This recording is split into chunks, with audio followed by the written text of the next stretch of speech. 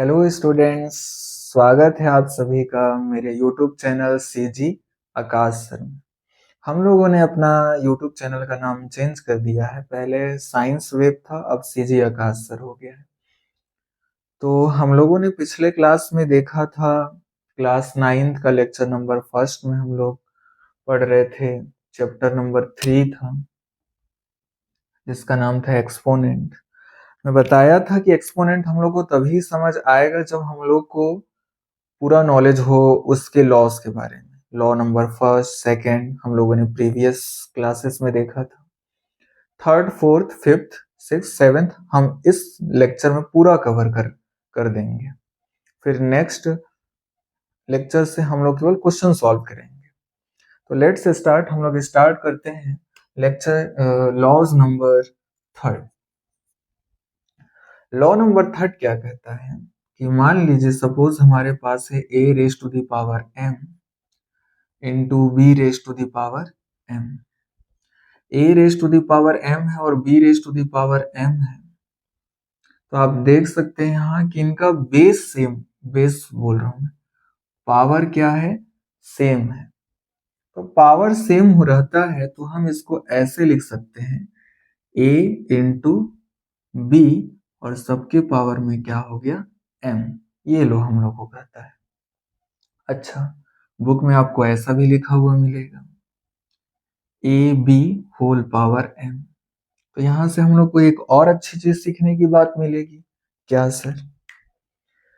कि अगर केवल मैथ्स में कि अगर दो के बीच, देखो यहाँ एक हम लोग का लेटर है, ये भी एक लेटर है।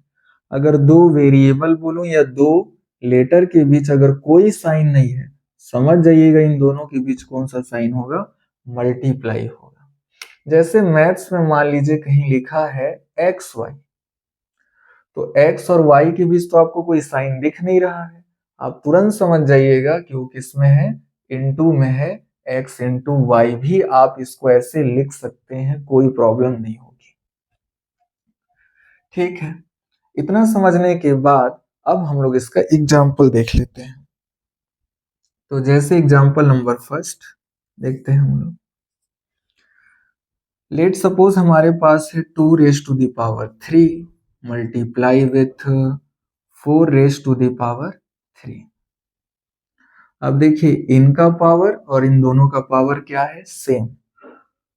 तो हम लोगों ने क्या किया, 2 लिख दिया, इनटू में लिखा 4 और सबके पावर इसके अकॉर्डिंग, हम इसके पावर 3 था, इसके पावर 3 था, तो हम इसको क्या लिख सकते हैं, ऐसे 3 लिख सकते हैं। आप चाहें तो आप इसको आगे भी सॉल्व कर सकते हैं। 2 4 जा कितना हो जाएगा 8, तो 8 के पावर में कितना हो गया 3। चाहो तो आगे भी सोल्व कर सकते हो, 8 इंटू 8 इंटू 8 3 टाइम्स। तो ऐसा होता है कि अगर पावर सेम होते हैं, मान के चलिए यहाँ 3 डिजिट रहता है, जैसे 3 raise to the power 9 into 8 raise to the power 9 into 16 raise to the power 9। तो तीनों का पावर सेम है, तो आप इन तीनों को भी ऐसे लिख सकते हैं, 3 इंटू 8 इंटू 16 और सबके पावर कितना आ गया 9। No problem. मान के चलिए हमारे पास और है like 17 raise to the power 4 into 18 raise to the power 4।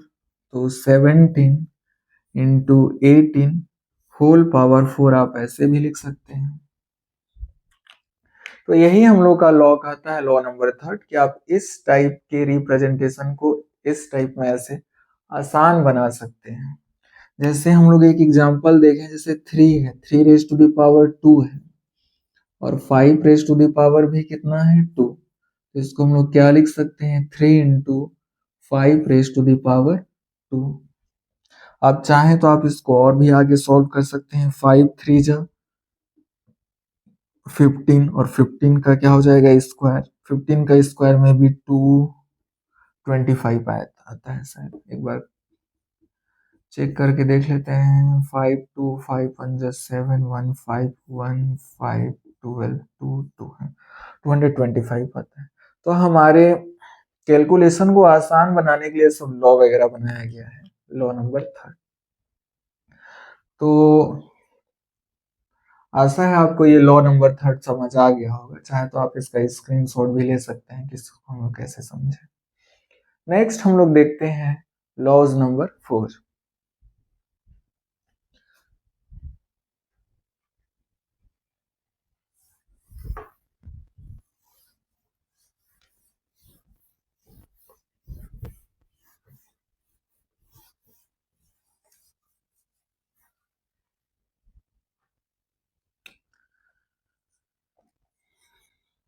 क्या कहता है लॉ 4?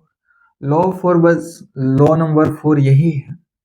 जैसे मान के चलिए a raise to the power m है हमारे पास, divided by b raise to the power m है। यहाँ पर भी पावर क्या होना चाहिए? सेम होना चाहिए। इसको हम लोग कैसे लिख सकते हैं? a raise to the power m है तो यहाँ हम लोगों ने लिख दिया a raise to the power m। Divide के लिए हम लोगों ने अपॉन का साइन लगा दिया। b raise to the power m है तो हम लोगों ने यहाँ लिख दिया b raise to the power m। अब फर्दर आप इसको क्या लिख सकते हैं? a अपॉन b का होल पावर m, क्योंकि इसमें भी पावर m है, इसमें भी पावर m है, तो आप सब में पावर का लिख सकते हैं? m लिख सकते हैं। m है मतलब ब्रैकेट। देखो एक बात यहां से और सीख लीजिए कि जो पावर लगा है ना m, ये ब्रैकेट पे लगा है। इट मींस ब्रैकेट के अंदर जितना भी कोई होंगे उन सब पे पावर क्या होगा? m होगा। ये बात बताता है। एग्जाम्पल से चलिए समझते हैं इसको बात को। मान के चलो कहीं लिखा है 2 raise to the power 3 by बाई 3 रेस टू द पावर 3। तो फर्स्ट ऑफ ऑल तो हम लोग इसको इस फॉर्म में लिखेंगे। 2 raise to the power 3 divide के लिए हम लोग अपॉन का साइन लगा देंगे। फिर यहाँ क्या हो जाएगा? 3 रेस टू द पावर 3। अब हम लोग इसको आगे क्या लिख सकते हैं? 2 अपॉन 3 और सबके पावर में क्या हो जाएगा? 3 हो जाएगा। ऐसे हम लोग कर सकते हैं। हाँ, तो ये जो 3 है, देखिए 3 इसमें भी था, 2 के पावर में 3 था, 3 के पावर में भी 3 था। तो ये जो 3 है ये ब्रैकेट पे पावर लगा हुआ है, मतलब ब्रैकेट के अंदर जितना भी कोई होंगे सब पे पावर 3 है। ये है। बाकी इसको जब मैं क्वेश्चन सॉल्व करवाऊंगा तब आपको बहुत अच्छा फील दूंगा कि ये कैसे हुआ। ये मतलब इसका और फीलिंग दूंगा। जो मैं अभी बताना चाहता हूँ वो बात आपको वहां ज्यादा अच्छा समझ आएगा। तो मान लेते हैं ये फर्स्ट लॉ हम लोगों ने देख लिया। दूसरा समझ लेते हैं हम लोग। मान लीजिए ये 5 है, 5 रेस टू द पावर 4 है, divided by 5 raise to the power, मान लेते हैं 6 रेस टू द पावर क्या है? 4। इसको हम लोगों ने ऐसे लिख दिया 5 रेस टू द पावर 4 और यहाँ लिख दिया 6 रेस टू द पावर 4। अब हम लोग इसको 5 अपॉन 6 और सबके पावर में क्या लिख सकते हैं? 4 लिख सकते हैं। तो ये 4 जब भी आप ब्रैकेट ओपन कीजिएगा तो 4 5 के भी पावर में है, 4 6 के भी पावर में है। ब्रैकेट के अंदर जितने भी कोई होंगे सब पे पावर 4 है, क्योंकि पावर 4 किस पे लगा है? ब्रैकेट पे। और ब्रैकेट के अंदर जितना भी कोई होंगे सब पे पावर 4 होगा। यहाँ पर भी जो 3 है, 3 ब्रैकेट पे लगा है पावर, ब्रैकेट के अंदर जितना भी कोई है सब पे पावर कितना है? 3। जैसे आप चाहें तो इस ब्रैकेट को जब भी ऐसे खोलिएगा, मान के चलिए 2 है, 7 है, मल्टीप्लाई विथ 4 है। एक नई बात बता सीख लेते हैं। यहाँ से मान के चलिए 3 है, तो ये जो 3 लगा है पावर ये ब्रैकेट पे लगा है। ब्रैकेट पे लगा है मतलब ब्रैकेट के अंदर जितना भी कोई होंगे सब पे पावर 3 होगा।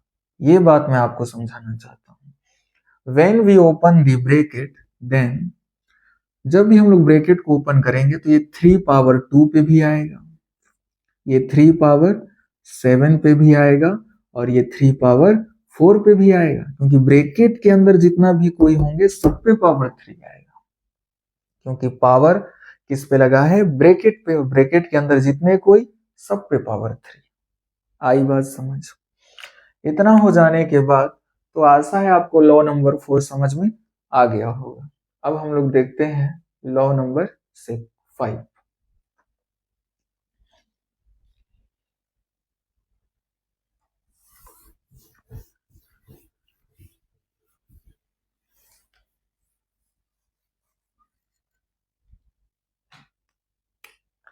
लॉ नंबर 5 क्या है?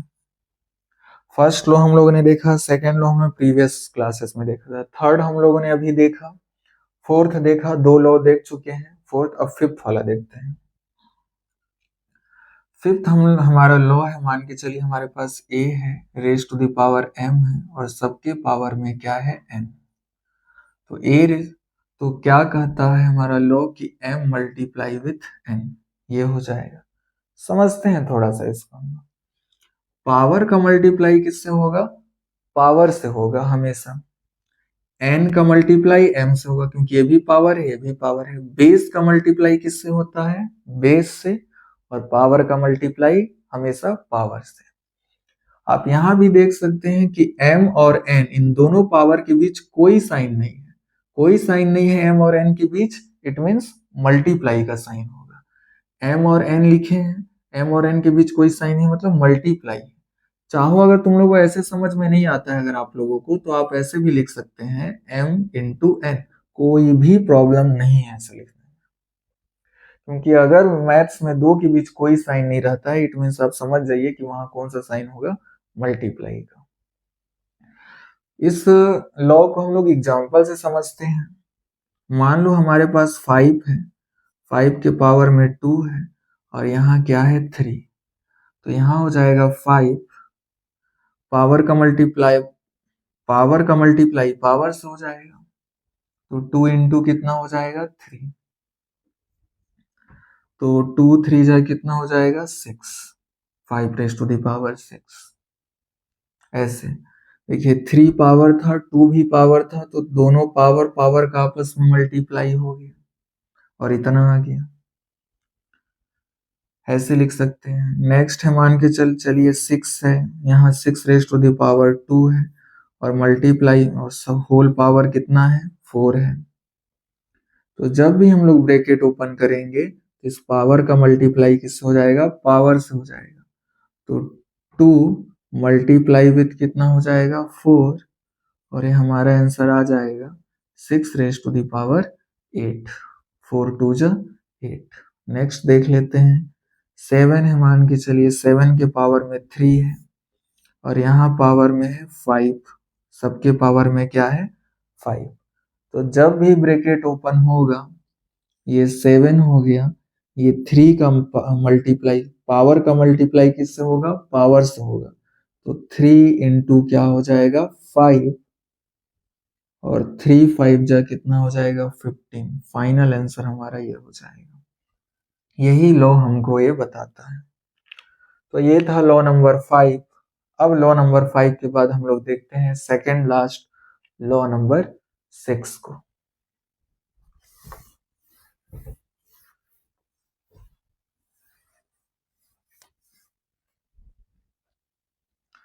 लॉ नंबर 6 क्या कहता है हम लोग से? 1 upon a raise to the power m is equal to a raise to the power minus m। Actually में, अच्छा एक ठीक है, एक्चुअली में क्या होता है, ये बात जो है, ये लॉ मैं आप लोग को previous classes law number second में बता चुका हूँ। क्या सर? देखिए कि अगर कोई भी नंबर को हम लोग डिजिट को नीचे से ऊपर ले जाते हैं या ऊपर से नीचे लाते हैं, दोनों केस में, या तो हम नीचे से कहाँ ले जाएं? ऊपर, या ऊपर से कहाँ ला रहे हैं? नीचे। दोनों केस में केवल एक चीज चेंज होगा। क्या सर? पावर का साइन। अगर पावर का साइन प्लस में है तो वो चेंज होके किस में हो जाएगा? माइनस में। और अगर पावर का साइन माइनस में है तो वो चेंज होके किस में हो जाएगा? प्लस में हो जाएगा। देखिए यहाँ पावर, इस नंबर के आगे कोई साइन नहीं था पावर के पास, मतलब वो पॉजिटिव होगा, प्लस साइन होगा। क्यों नहीं लिखा था? क्योंकि प्लस साइन को लिखने की, शो करने की जरूरत नहीं होती। लेकिन जैसे ही हम लोग इसको ऊपर ले जाएंगे, तो ये प्लस, पावर का केवल साइन चेंज करना है, बेस पे कोई छेड़छाड़ नहीं करना है हम लोग को। पावर प्लस में था, ऊपर जाने के बाद किस में हो गया? पावर का साइन माइनस में हो गया। जैसे एग्जाम्पल देखते हैं इसका। हाँ, लेकिन ऐसे रहता तो ऐसे भी हो जाता। मान के चलिए a raise to the power minus m है, ऊपर जाने के बाद क्या हो जाएगा, ये a raise to the power plus m। बिल्कुल हो जाएगा, क्योंकि पावर का साइन अगर माइनस है तो ऊपर करने के बाद क्या हो जाएगा, पावर का साइन चेंज हो जाएगा। तो चेंज माइनस था तो चेंज होकर ऊपर में क्या हो जाएगा, प्लस, और प्लस रहता तो माइनस। बट लॉ में केवल यही लिखा रहता है, तो आप इसी को ध्यान दीजिएगा। इसका एग्जांपल से मैं इसको समझा देता हूँ। जैसे मान के चलिए 1 है और अपॉन में 2 है, और 2 के पावर में क्या लिखा हुआ है, 3। तो आप इसको ऐसे लिख सकते हैं, 3 के आगे कोई साइन नहीं, मतलब ये पॉजिटिव नंबर है। पॉजिटिव को शो करने की नीड नहीं होती। जब भी ये ऊपर जाएगा तो पावर का साइन क्या हो जाएगा, चेंज हो जाएगा। प्लस में था, ऊपर जाने के बाद किस में हो जाएगा, माइनस में। मैं बताया हूं, किसी भी चीज को आप नीचे से ऊपर ले जा रहे हैं या ऊपर से नीचे ला रहे हैं तो केवल एक ही चेंज होता है, एक ही चीज चेंज होता है, पावर नहीं, पावर का साइन। पावर का साइन अगर प्लस में है तो ऊपर जाने के बाद माइनस, और माइनस में रहता अगर यही ऐसे 1/2 रेस टू द पावर -3, तो ऊपर जाने के बाद क्या हो जाता, प्लस हो जाता है ऐसे। और भी एग्जांपल देखते हैं। मान लीजिए 1 है, 6 रेस टू द पावर 4 है, -4 है, तो आप इसको ऊपर ले जा सकते हैं। पावर का साइन माइनस में है, ऊपर जाने के बाद क्या हो जाएगा, प्लस में। मान लीजिए 1/12 रेस टू द पावर 2 है, अभी पॉजिटिव है। ये नंबर जब ऊपर जाएगा तो पावर का साइन चेंज हो जाएगा, क्या हो जाएगा, नेगेटिव में -2। तो यही है, बाकी इसके बारे में मैंने डिटेल बता दिया है लॉज नंबर सेकंड में। तो हम लोगों ने first, second, third, fourth, fifth, six देख चुका है। लास्ट लॉ हम लोग को देखना है।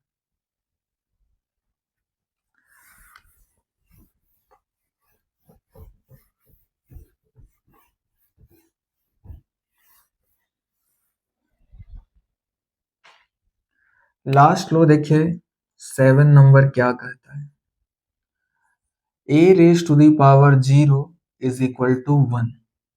इस टाइप का कुछ लिखा रहता है। a क्या है सर, a कोई सा भी नंबर हो सकता है, कोई सा भी नंबर हो सकता है। a के जगह -2 हो सकता है, 10 हो सकता है, 4 हो सकता है, 77 हो सकता है, 1000 हो सकता है।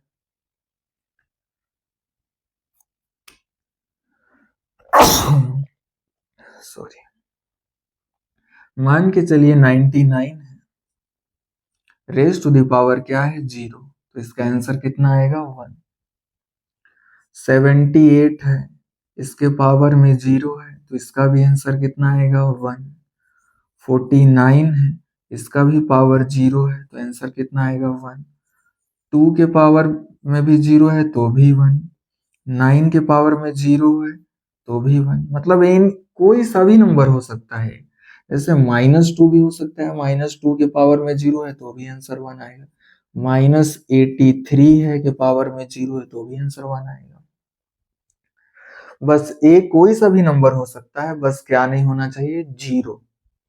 अगर 0 के पावर में 0 है तब आंसर 1 नहीं आता। 0 के पावर में अगर 0 रहेगा तो आंसर 0 आएगा। तो ए कोई सा भी नंबर हो सकता है सिवाय 0 को छोड़कर, ध्यान रखना है। अब किसी भी नंबर का पावर 0 होता है तो आंसर 1 क्यों आता है? चलिए इस मजेदार कहानी को हम लोग समझते हैं कि आखिर में कैसे हुआ, क्या कॉन्सेप्ट है इसके पीछे। तो देखो, मान के चलो मैं ऐसे लिख दिया, एक नंबर है 2 raise to the power 3 -3 is equal to.